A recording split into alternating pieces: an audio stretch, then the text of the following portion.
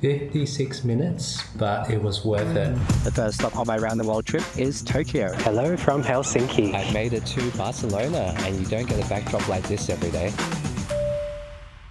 How do you book a trip around the world in business class using points? And is it even worth it now that Qantas have raised the cost? G'day, I'm Tobias Venus, and joining me today is someone who's just gotten back from a whirlwind trip around the world doing this very thing. He's got all the answers for you. It's Brandon Loo. Hi, Brandon. Hi, Toby. Thanks for having me on the show. Yeah.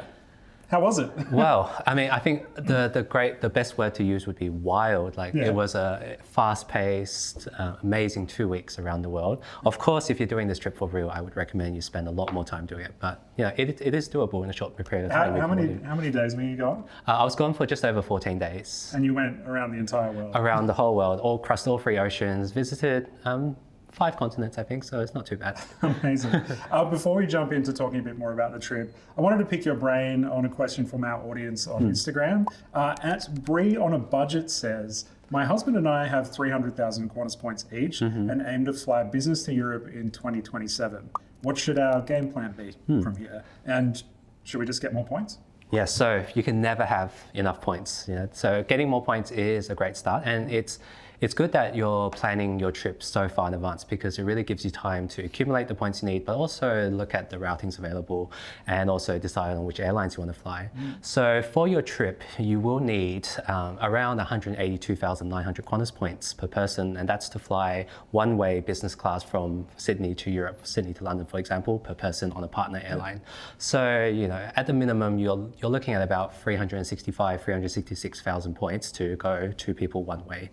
And then if you want to fly back, then you have to earn those points as well. But what some people do is they book mixed cabin. So they might fly there in economy, but then enjoy business class on the way home, with the extra luggage allowance and the lie flat bed so you can recover faster from your jet lag. Is what we're about to talk about another option they could take? Oh, certainly. And we'll get into it later, but essentially the round the world option costs the same as a return business class from Sydney to Europe. So, for the same number of points, you could jet around the whole globe instead. Oh, awesome. Okay, let's jump into that then. Okay. You use Qantas points to fly around the world entirely in business class, almost. I think you did. Well, there was one leg in premium economy, but it was a small sacrifice. It was a 3-hour flight. So yeah. So where did you go and what did it end up costing in total? I booked before the points increase that kicked in on the 5th of August. So altogether, I spent 318,000 Qantas points plus only around $1,350 in fees and taxes, which is quite low when you think about all the flights that you get as part of the package. So as part of my itinerary, I hit up Tokyo, Chicago, New York. Then I went across the Atlantic to Barcelona via Madrid, then London, Helsinki, Hong Kong, and Singapore before heading back to Sydney and then Perth. So yes, it was quite an adventure. Some of those stops were overnight transits, but the majority were proper stopovers, which is something we'll talk about later when it comes to the rules. I saw that it seemed to me when I was watching the Instagram stories you were posting about it, that you actually did manage to spend at least 24 hours. Yes. Or you got to see every city you visited. Yes, that's the goal. Even with overnight transits, they just have to stay under 24 hours, but that's more than enough time to settle down at a hotel, go out, see the city, enjoy a meal or two, and then come back for your flight, fully rested the next day. What was the best food? Oh, the best food, it has to be Spain or Japan, Tokyo. I had a omakase in Tokyo, which was beautiful. And then in Spain, the tapas, it's just there's so many small bites to choose from and also delicious. Oh, fantastic. So a single business class flight to the US or Europe can often cost well over 100,000 Qantas points. Yes. How are you able to keep the cost at 318,000, now 365,000. Yes, so that's the beauty of the award. The award is capped price, which means as long as you meet all the rules, you won't pay more than 365,800 Qantas points to fly around the world in business class. So as I mentioned earlier, that is exactly double the price of a Sydney to Europe return on any partner airline. So you're paying the same number of points to do that, but then instead you can fly up to 35,000 miles around the world instead. And because it's cap price, as long as you meet all the requirements of the award, you won't go over that points total. The only thing that might vary is the taxes, and that depends on where you fly to and the airlines you choose as well. Right. So 35,000 miles was the cap? Yes. Do you know the circumference of the globe? Is that like pretty much the circumference of the globe? I don't know actually. Okay. We need to look that one up. Yeah, but it's enough to get you around the world. Oh, while comfortably. Also going, yeah. So my trip, I deviated up to Asia before going across to the US and then Europe, and then back to Asia before coming down to Sydney. So it was around the world, but kind of around the northern hemisphere, and then included my flights up and down from Australia as well. Yeah, awesome. This does sound too good to be true. I know there are a lot of rules involved in this trip. Can you list them all for me off the top of your head? Yeah. You can look at your laptop if you want. Yeah. I know there are quite a lot. Oh, it's okay. I've been planning to do this trip for so many years. I've pretty much burned all the rules into my memory anyway. Right, okay, so there's the distance cap. That's 35,000 miles. So you cannot exceed that at all. But thankfully, that's quite a bit of leeway to play with most itineraries. So you need to include 2 OneWorld airlines that are not Qantas. And you can include Qantas as well, but there have to be 2 partner airlines.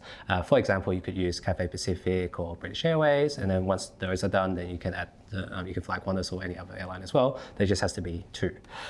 Also, you can't add any non-OneWorld airlines. So this sometimes trips up people because they might find a really good connecting flight, but it's on Emirates via Dubai, and then you might forget that they're not OneWorld because they are a close Qantas partner. So you add it to your itinerary, and then you find that the cap doesn't apply because you added Emirates. So it's really important that you only stick to the OneWorld member airlines in your itinerary. And then, so in terms of the number of stops, you're allowed to have 5 stopovers. So these are the main stops along the way, the places you want to visit and hopefully spend at least a few days or even a few weeks perhaps as a base so you can explore other parts of the world as well. So with those 5 stopovers, they're the stops that are over 24 hours in length. In addition to that, you can also have a number of transits. So transits, as we mentioned before, are stops of under 24 hours. So 23 hours, 55 minutes, that's fine. That counts as a transit. And in fact, one of my stops was pretty much on the ball like that. And then you can go into town, you can still see the city, but you have to be back to take your next flight within that 24-hour period. The good news is they don't count to your stopover limit, and it also reduces the fees and taxes involved, which is something I'll talk about more later. There are also tactical reasons to use transits. So for example, London is such a popular destination, right? Everyone wants to go to London, and I love London. I love the West End and all the theatres there. But when you depart out of London, there's a tax. Well, when you depart out of the UK, there's a tax called the APD, and that is quite hefty in business class. I think the last time I checked, it was 450 Australian dollars. So that tax gets added to your ticket whenever you fly out of the UK in business class. However, if you're transiting in the UK, so you fly into London, but you stop for under 24 hours and then you fly out, that tax doesn't apply because they don't register you as departing from London, you're just transiting in it. Right. So I did that trick so I could still visit London, but then not pay $450 in taxes. And I managed to go out, have dinner, and then I saw the Jamie Lloyd production of Evita starring Rachel Zegler. That was amazing, by the way. Okay. And then back to my hotel. So I stayed at the Heathrow Airport Hotel for easy access to my flight the next morning. And that was a great side trip as well. Okay, good tip. Is that all the rules? Well, there's more, but those are the main ones to know. So there's other rules like, you can't pass through one city twice, I believe. You can have 2 surface sectors. So that's where you fly into one city, but then you, for example, drive or take a train to another city and fly out of that city. That doesn't count as a stopover, but the distance between those 2 points does get added to your overall mileage, so you do have to keep that into account. But the beauty of doing surface sectors is you get those 2 cities added to your itinerary, and the second one doesn't count as a stopover, so you're still only using 1 stopover.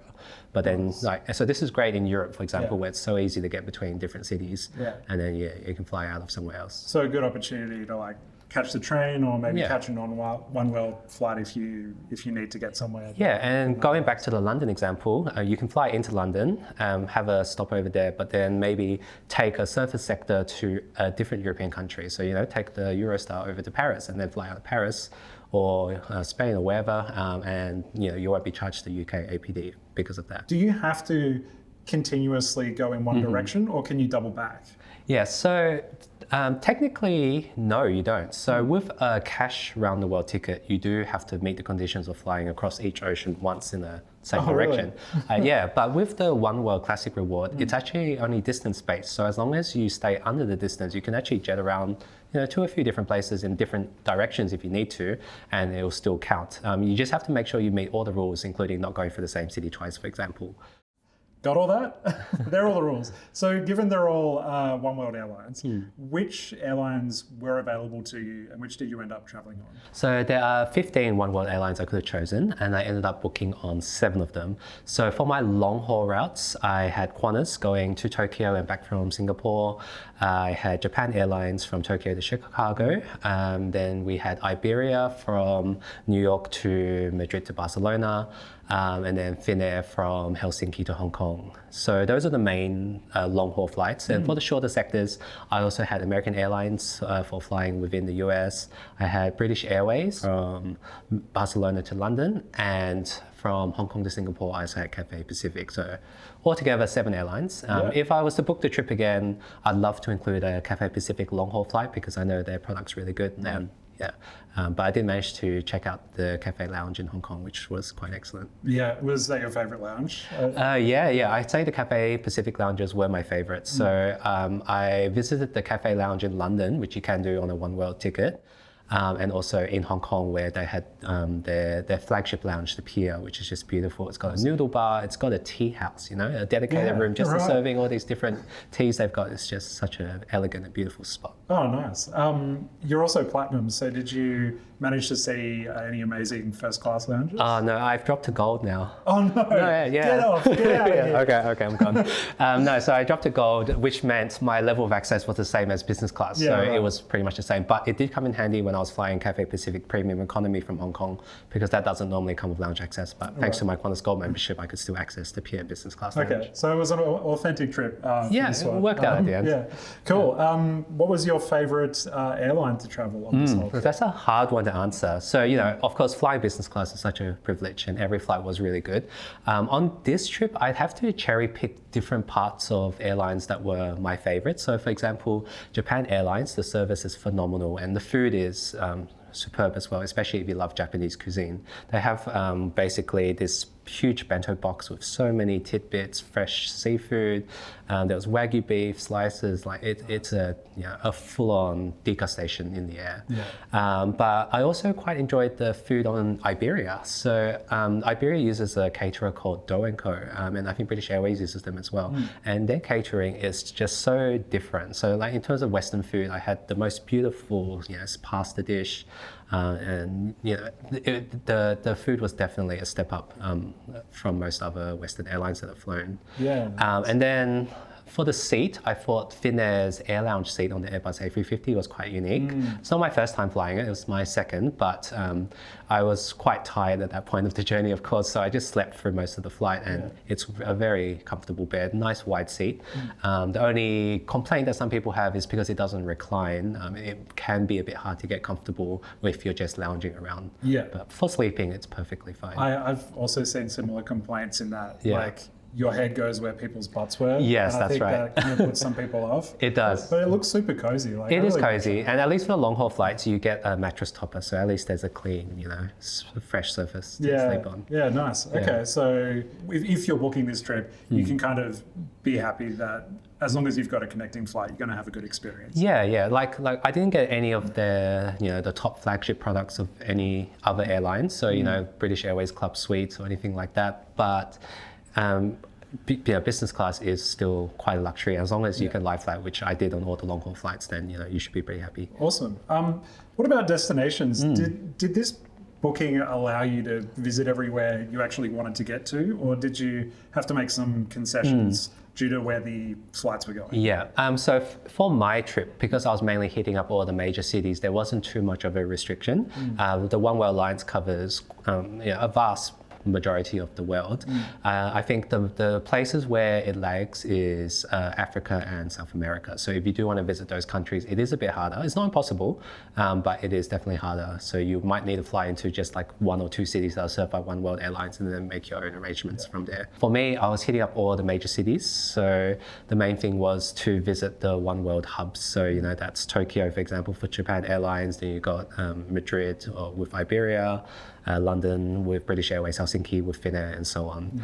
And those were all cities I wanted to visit anyway, so that worked out pretty well. Okay, great. Yeah. So that's Brandon's experience, but how do you book it for yourself? We'll let you know right after the break.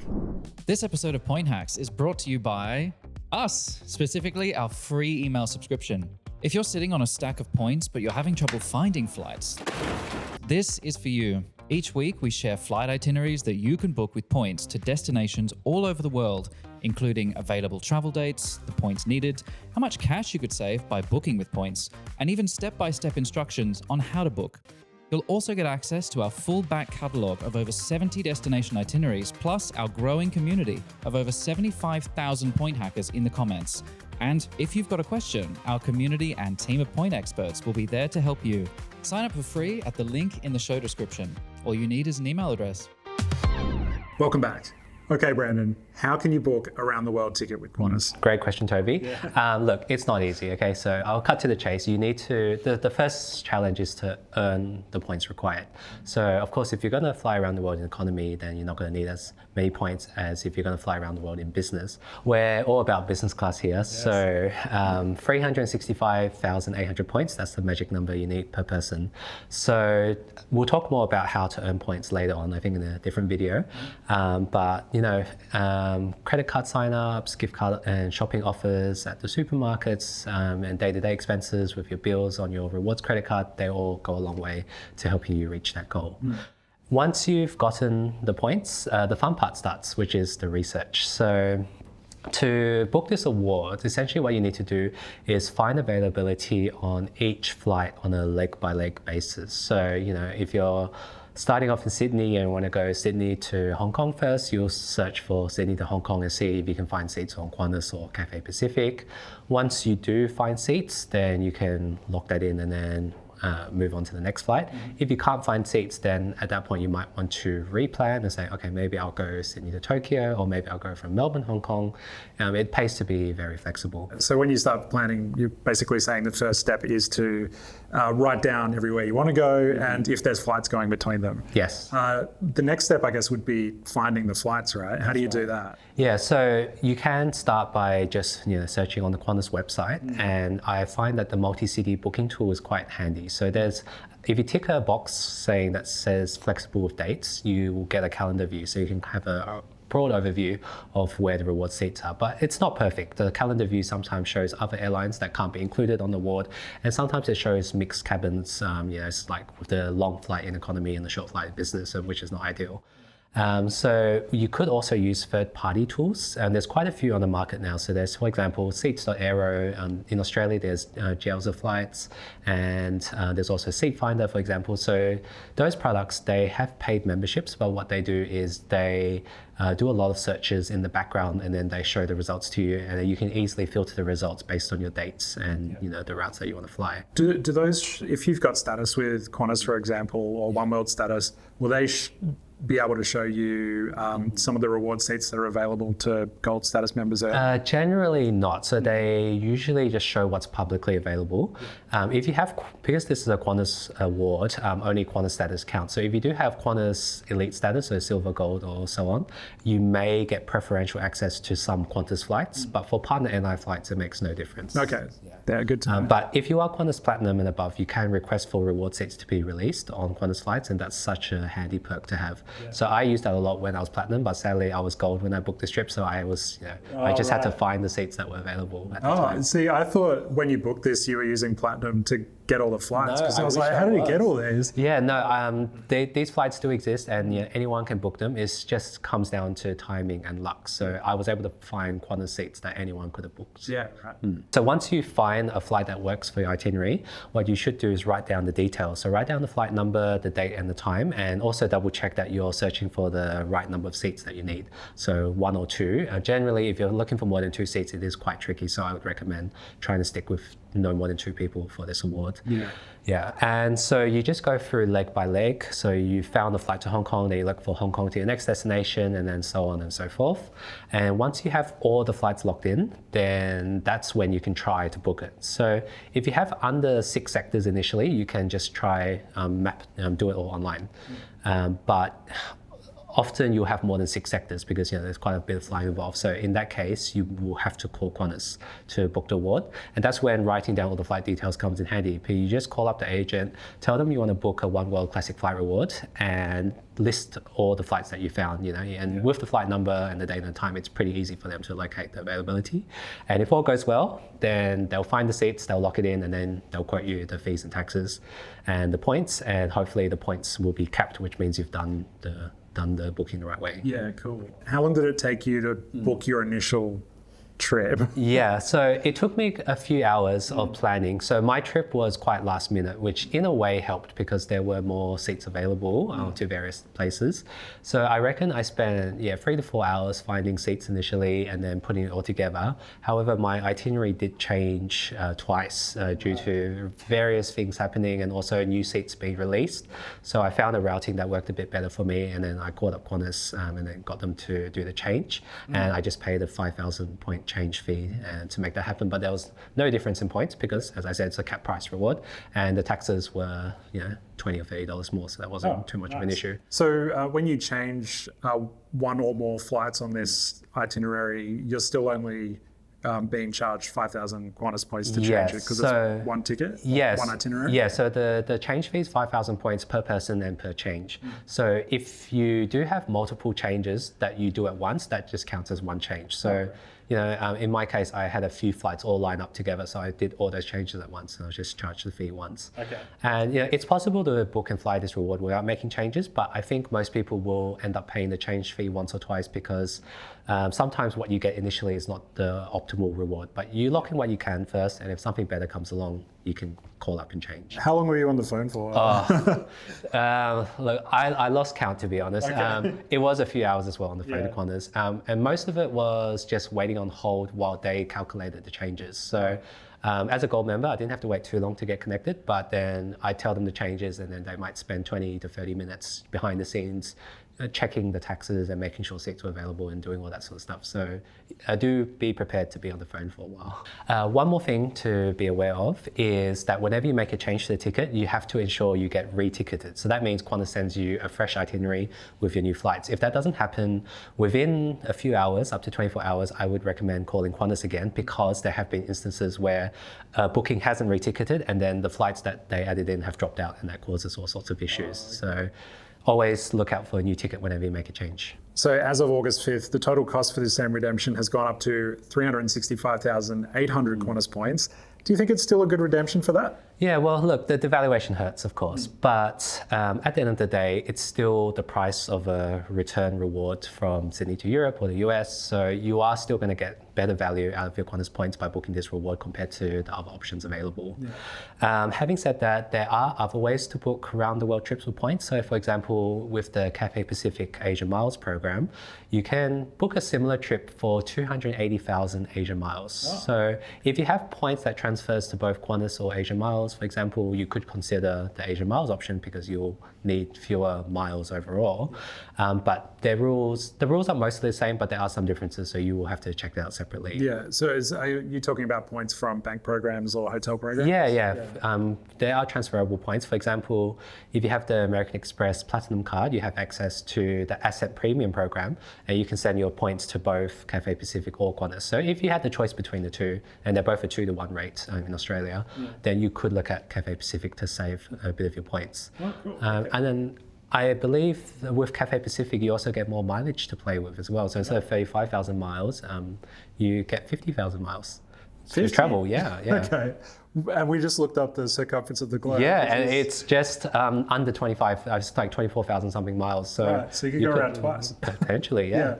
If someone wants to do this, what steps would you recommend they start taking to make this trip a reality? Mm-hmm. So if you haven't already, start building your points balance through all the different ways out there. So with the bonuses and with your regular spend, easier said than done, but it's doable. So once you reach that point, With the researching, I find there's a few ways to access more reward seats. So keep an eye out for news on Point Hacks. So whenever there's new route launches, for example, those airlines will often release a lot of business class reward seats to fill up those flights. So for example, my Japan Airlines flight from Tokyo to Chicago is a relatively new route. So there were plenty of seats on all the dates I checked. So it was pretty easy to fly to the US, but I couldn't get any seats to New York, for example. So Chicago was a good second option. Oh, great. Okay. And also keep an eye out for when airlines make changes to the aircraft. So for example, QF82, the flight from Singapore to Sydney, is usually run by an Airbus A330. But for a few months, they've changed it to the much larger Airbus A380. Wow. And with that came a lot more reward seats in business class. So you could get a business reward pretty much any day during that 3-month period.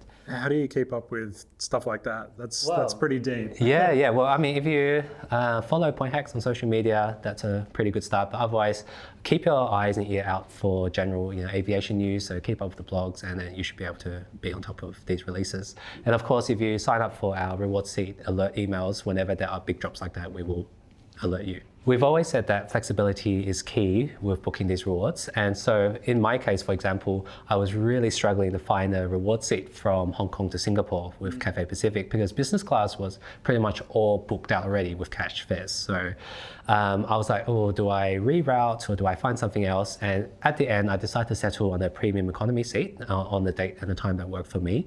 And it was a good compromise because it was only a 3-hour flight, and Cathay Pacific Premium Economy was a really good product. It's pretty much on par with a Qantas domestic business class. So, it's like a mini business class seat anyway. So I was happy to take that compromise, and then I was able to complete the award that way. That actually reminds me, that's one of the rules that we didn't mention. If you book a class that's lower than the higher class that you've booked, it still counts as the highest class, right? Yes, that's right. So because I was flying on a business class reward, I could add economy or premium economy sectors at no extra charge. Obviously, I don't want to do that too often, but for a 3-hour flight, that was fine to fly premium economy. However, you can't do the opposite. So if one of your flights are in first class, then the whole ticket reprices to first class pricing. So you definitely want to avoid that. So you wouldn't recommend doing first class everywhere? That sounds pretty hard. Oh, look, it would be so much fun, but it would be incredibly hard to lock down because not many airlines are flying first class anymore. And then even if they are, the cabins are very small. So it'd be very, very hard to find seats as well. So I reckon you're better off flying business class. Good tip. Final question. Yes. If you were to do this again, and I'm sure you will. I'd love to. What would you do differently? Yeah. Okay. Well, first off, of course, I'll bring my wife. She was feeling a bit left out there. But also, I'll take a lot longer to explore the world. So the whole point of this trip is you can explore for up to a year. So as long as you come back within a year, it's fine. So I'd love to take at least several months off, make each stopover count, go explore different parts of the world, and then go take a train somewhere, come back, and then keep flying. That'd be ideal. I might also consider starting this trip out of Australia. There are some perks for doing that. So the first is you get better availability generally, like out of Asia, for example. So I could just fly a cheap flight over to Bali or Singapore and start from there. And then because you're starting from overseas, you can come back and make Australia one of your stopovers, and then say hi to everyone. I'm flying around the world, see you guys, and then jet off and continue your trips another time as well. So there are quite a few different ways to play this, but it's such a good reward overall. Well, thank you for coming on, Brandon. It was a pleasure. The Around the World trip sounds like something. It's definitely something I want to do. Thanks for joining us today. And as we say at the end of every episode, see you on the next flight. For more information on this redemption and a step-by-step guide on how to do it yourself, you can find links in the show notes. And hey, if you like this episode, please let us know. Give us a like, give us 5 stars, and subscribe to Point Hacks for more inspiration on how to earn and get the best value from frequent flyer points. Our guest today was Point Hacks senior content producer Brandon Loo. Our executive producer is Casey Dillon. Vision mixed live by Sean Pereira. Audio was recorded by Joshua Weckert, and the show is produced and edited by me, your host, Tobias Venus.